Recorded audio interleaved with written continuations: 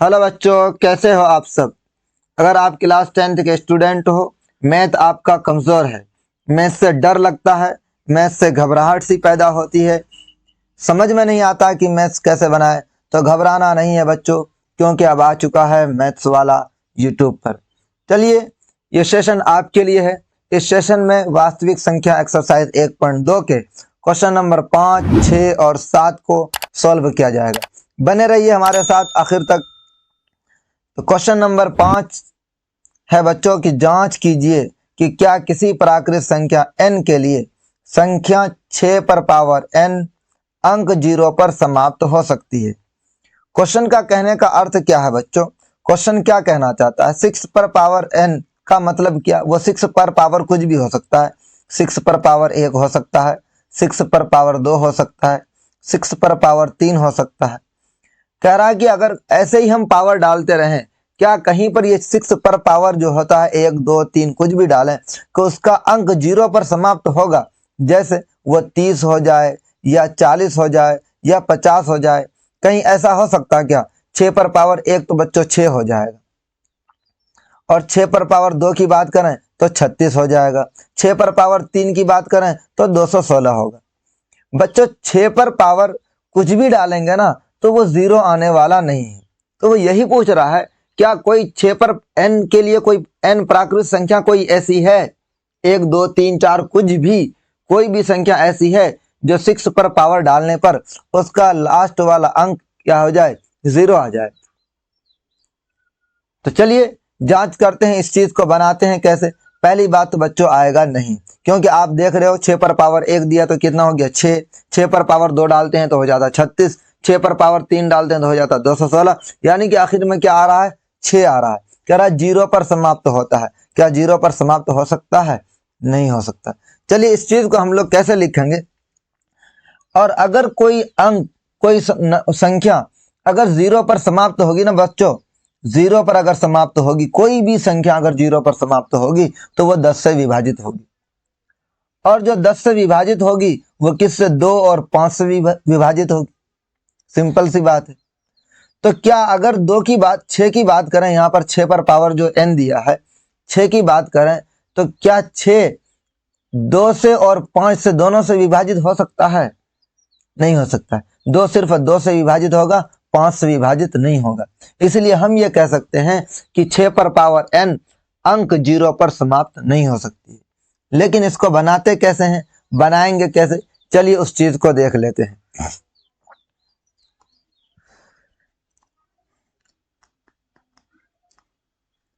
यदि कोई संख्या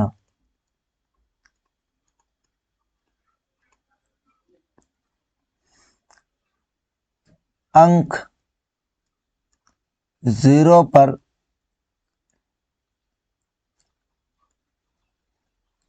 समाप्त होती है तो क्या होगा बच्चों? अगर 0 पर समाप्त होगी कोई भी संख्या अगर, तो वह 10 से विभाजित होती है। क्या होगी वो? तो वह 10 से विभाजित होगी। जाहिर सी बात है बच्चों, अगर कोई भी अंक, अभी मैंने बताया कि अगर कोई भी नंबर है, कोई भी संख्या है, अगर 0 पर समाप्त होती है तो वो 10 से विभाजित होती है। कोई भी संख्या ले लो, या दूसरे शब्दों में हम ये कहें,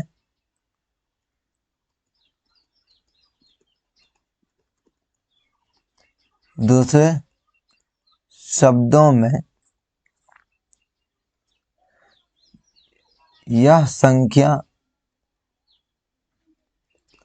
2 और 5 से विभाजित होगी। बिल्कुल बच्चों, जो संख्या 10 से विभाजित होती है वो 2 और 5 दोनों से विभाजित होगी। जो 10 से विभाजित होती है वो 2 और 5 दोनों से विभाजित होती है, क्योंकि 10 को हम लिख सकते हैं, 10 बराबर कितना होता है बच्चों? 2 गुना 5। तो जो 10 से विभाजित है वो 2 से भी विभाजित है और 5 से भी विभाजित है। इसलिए हम ये कह सकते हैं कि 6 पर पावर n का अभाज्य गुणनखंड। हम क्या कर लेते हैं, 6 पर पावर n का अभाज्य गुणनखंड निकाल लेते हैं। अभाज्य गुणनखंड इससे पहले के सवालों में हमने पढ़ा था कि कैसे निकालते हैं। तो 6 पर पावर n का अभाज्य गुणनखंड बराबर क्या होगा बच्चों कि 6 को लिख सकते हैं 2 गुना 3, और 6 पर पावर है इसीलिए इस पे पूरे पर पावर। और फिर हम इसको क्या पढ़ा था बच्चों, हमने पढ़ा है कि 2 गुना 3 पर पावर होल पावर है, इसका मतलब ये 2 पर भी पावर है और गुना 3 पर भी पावर है, दोनों संख्या पर पावर है। और 6 पर पावर n का अभाज्य गुणनखंड में 5 नहीं है।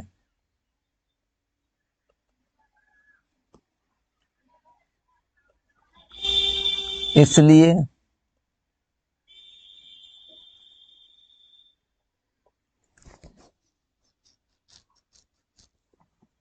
6 पर पावर n 5 से विभाजित नहीं होगी।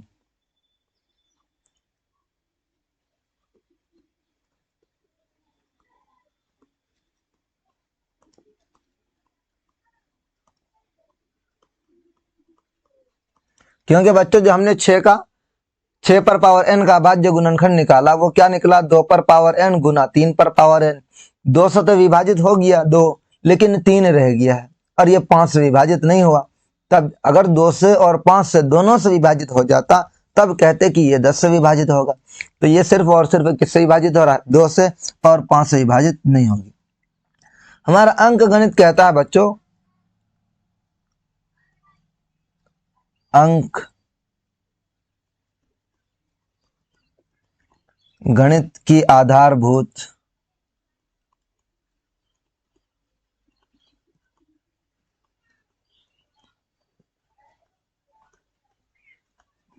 प्रमेय की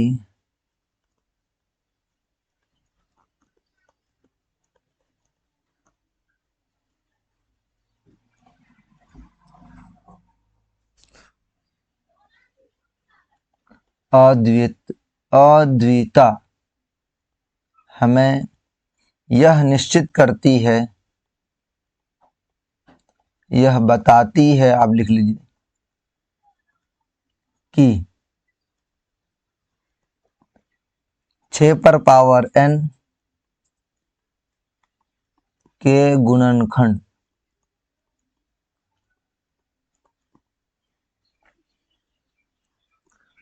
में 2 और 3 के अतिरिक्त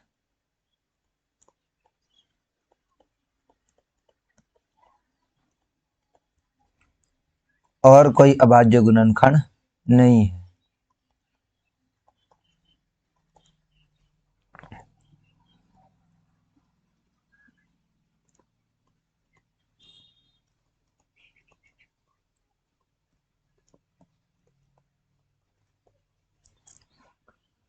बच्चों इसका और कोई अभाज्य गुणनखंड नहीं है, किसका, 6 पर पावर n का, 2 और 3 के अलावा। जब 6 पर पावर n का 2 और 3 के अतिरिक्त कोई अभाज्य गुणनखंड नहीं है तो वो क्या होगा, 5 उसका विभाजित, 5 से विभाजित नहीं होगा, और 5 से विभाजित नहीं होगा तो वो 10 से भी विभाजित नहीं होगा। तो हम कह सकते हैं कि अतः किसी भी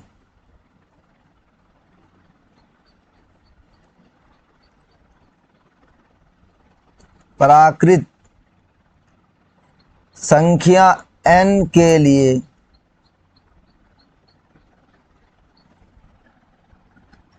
संख्या 6 पर पावर n अंक 0 पर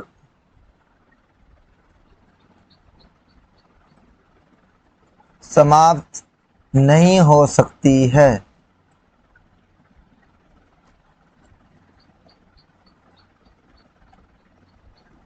क्लियर बच्चों?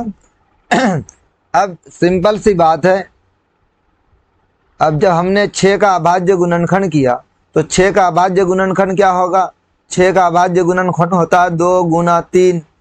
अब तो 2 गुना 3 में बच्चों 2 तो 2 से कट जाएगा, लेकिन 3 तो नहीं कटेगा। और 10 का अभाज्य गुणनखंड करते हैं, 10 को लिखते हैं तो 10 किससे? 2 गुना 5। जिसके अंक में जो संख्या 0 अंक पर समाप्त होती है वह किससे विभाजित होती है? 10 से विभाजित होती है या 5 से विभाजित होती है? तो 2 और 5 से विभाजित तो 10 से अगर विभाजित हो रही है तो वो 2 से और 5 से दोनों से विभाजित होगी। लेकिन यहाँ पर 6 पर पावर n किससे विभाजित हो रही? सिर्फ और सिर्फ 2 से विभाजित हो रही, 5 से विभाजित नहीं हो रही है। इसलिए हम ये कह सकते हैं कि किसी भी प्राकृत संख्या n के लिए संख्या 6 पर पावर n अंक 0 पर समाप्त नहीं हो सकती। क्लियर बच्चों? चलिए अगले सवाल की ओर चलते हैं। अगला सवाल है कि व्याख्या कीजिए कि 7 गुना 11 गुना 13 प्लस 13 और 7 गुना 6 गुना 5 गुना 4 गुना 3 गुना 2 गुना 1 प्लस 1 भाज्य संख्या क्यों है? भाज्य संख्या तो है, लेकिन क्यों है? बच्चों इससे पहले की वीडियो में हमने बताया था कि भाज्य संख्या किसको कहते हैं। भाज्य संख्या जिसके 2 से ज्यादा भाजक हो या 2 से ज्यादा गुणनखंड हो उसको क्या कहते हैं? भाज्य संख्या कहते हैं। जैसे अभी मैं यहाँ पर लिख देता हूँ 6। 6 का भाजक संख्या कौन कौन है, या 6 का गुणनखंड कौन कौन है, या ये बोलें कि 6 को कौन कौन विभाजित कर सकता है।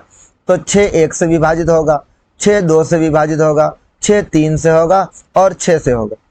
तो 6 के कितने गुणनखंड है? 6 के 4 गुणनखंड हो गए। इसका मतलब 6 भाज्य संख्या है। वहीं पर 5 की बात करें बच्चों तो 5 किस किस से विभाजित होगा? 1 से विभाजित होगा और 5 से विभाजित होगा। इसके अलावा और किसी से विभाजित नहीं होगा। तो ये 5 क्या हो गया? अभाज्य संख्या है। तो कह रहा कि ये तो सवाल में भाज्य संख्या है, लेकिन आप इस चीज को बताइए कि ये भाज्य संख्या है तो कैसे है। आपको ये बात बतानी है कि भाज्य कैसे है। तो चलिए हम इसको सॉल्व करके बताते हैं कि यह भाज्य संख्या कैसे है। अभी मैंने बताया बच्चों कि भाज्य संख्या के गुणनखंड कितने होते हैं? 2 से अधिक होते हैं। तो लिख दीजिए यहां पर वही बात कि भाज्य संख्याओं के 2 से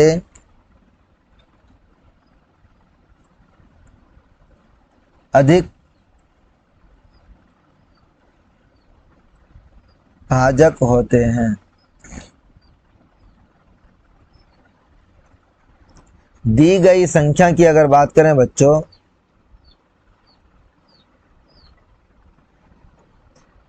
क्या है? 7 गुना 11 गुना 13 प्लस 13। यहाँ पर देखिए बच्चों एक नंबर इधर है और एक नंबर ये है। इन दोनों में क्या कॉमन है? 13 कॉमन है, दोनों तरफ 13 है। तो हम क्या करते हैं? 13 ले लेते हैं।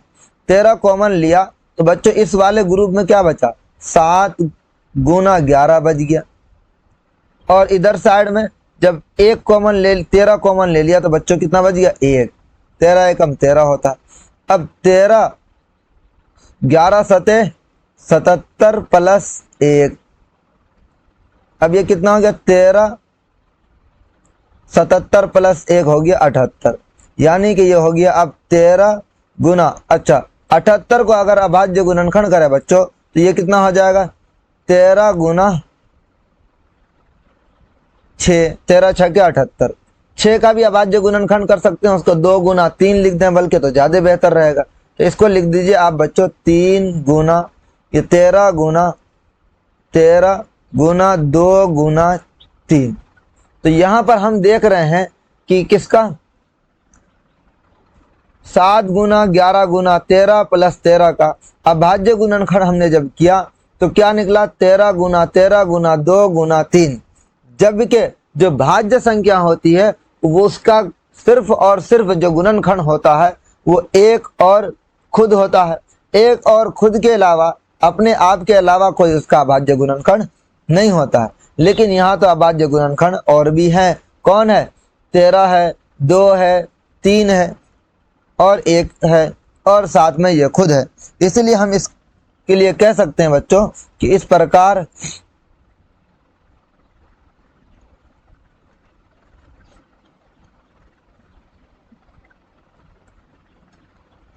इस संख्या के 2 से अधिक भाजक हैं।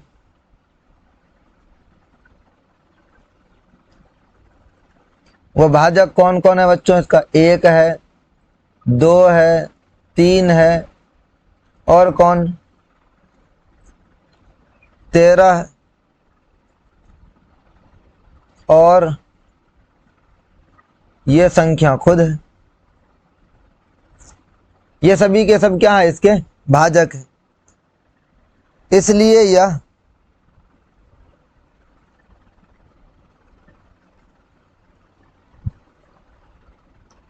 एक भाज्य संख्या है। क्लियर बच्चों? अब इसी तरीके से दूसरी की बारी, दूसरी संख्या दी गई है, उसको भी लिख दीजिए कि अब दूसरी संख्या क्या है बच्चों? दूसरी संख्या है 7 गुना 6 गुना 5 गुना 4 गुना 3 गुना 2 गुना 1 प्लस 5। तो इस चीज को लिख दीजिए 7 गुना 6 गुना 5 गुना 4 गुना 3 गुना 2 गुना 1 और प्लस 5।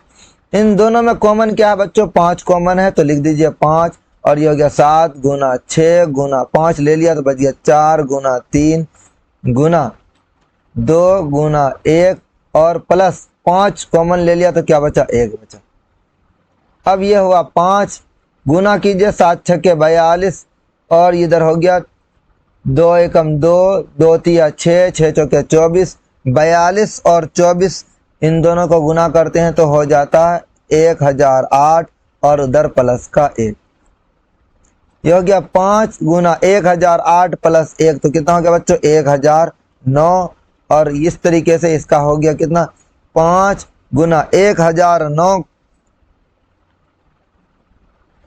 तो यहां पर बच्चों इस संख्या का क्या है? यहां पर 3 भाजक है। एक तो 1 है, 5 है और 1009 है। तो इस प्रकार इस संख्या के कितने? 2 से अधिक भाजक है। इसके लिए भी लिख सकते हैं इस प्रकार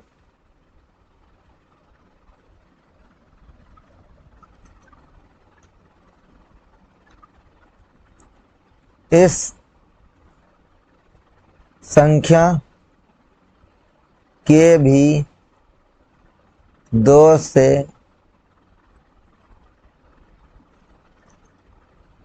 अधिक भाजक हैं। कौन कौन है? 1 5 1009 और यह संख्या खुद है। कौन कौन भाजक हो गया बच्चों इस संख्या का? 1 5 1009 और यह संख्या खुद इसका क्या है? भाजक है। तो हम कह सकते हैं कि इसलिए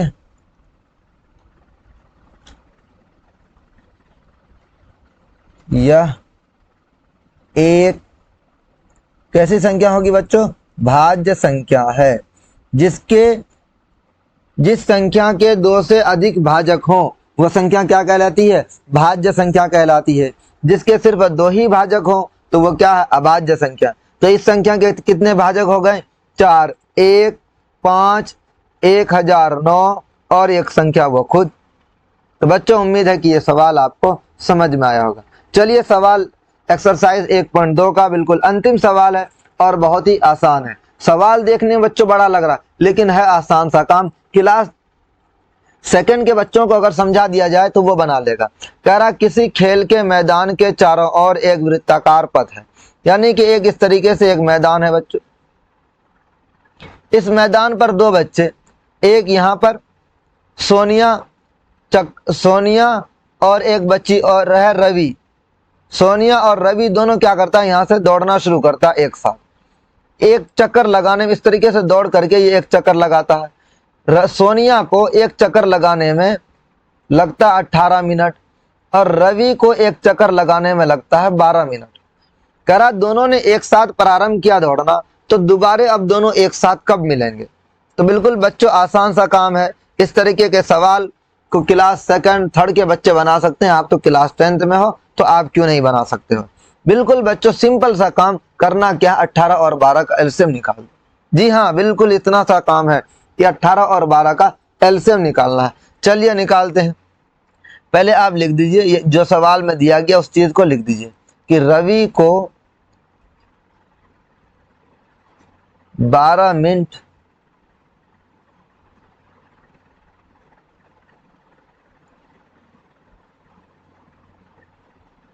लगते हैं, जबकि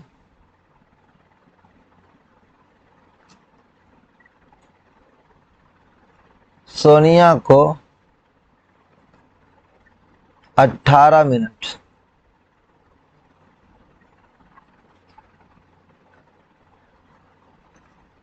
लगते हैं। एक समय बाद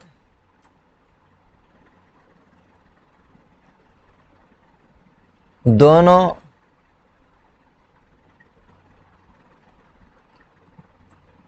अपने प्रारंभ स्थान पर, यानी बच्चों जहां से दौड़ना शुरू किया, प्रारंभ स्थान पर होंगे। कितने समय के बाद होगा वो, और वह समय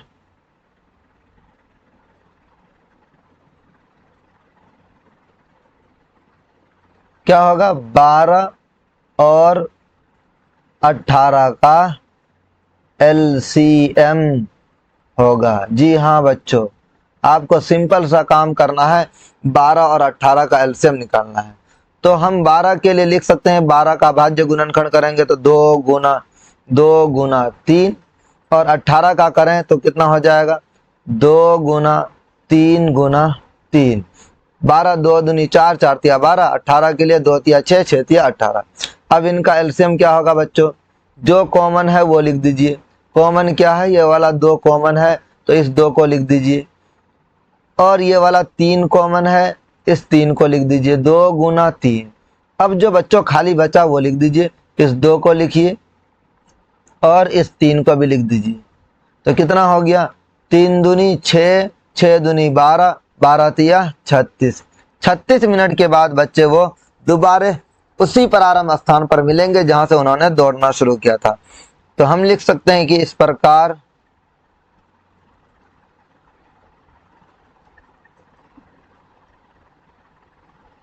रवि और सोनिया 36 मिनट बाद दोनों अपने प्रारंभ स्थान पर होंगे। क्लियर बच्चों, आज का यह सेशन यहीं पर समाप्त होता है और एक्सरसाइज 1.2 समाप्त हो गया। अगर आपने इससे पहले के क्वेश्चन को 1 2 3 4 के सवाल को नहीं देखा है तो हमारे YouTube चैनल मैथ्स वाला के प्लेलिस्ट में जाकर के सारे सवालों को देख सकते हैं। बच्चों हर एक चैप्टर का एक एक सवाल बताया जा रहा है। अब हमारे साथ जुड़े रहिए। जिन्होंने चैनल को सब्सक्राइब नहीं किया वो चैनल को सब्सक्राइब कर दें, साथ ही साथ बेल आइकन को भी प्रेस कर दें। Thank you.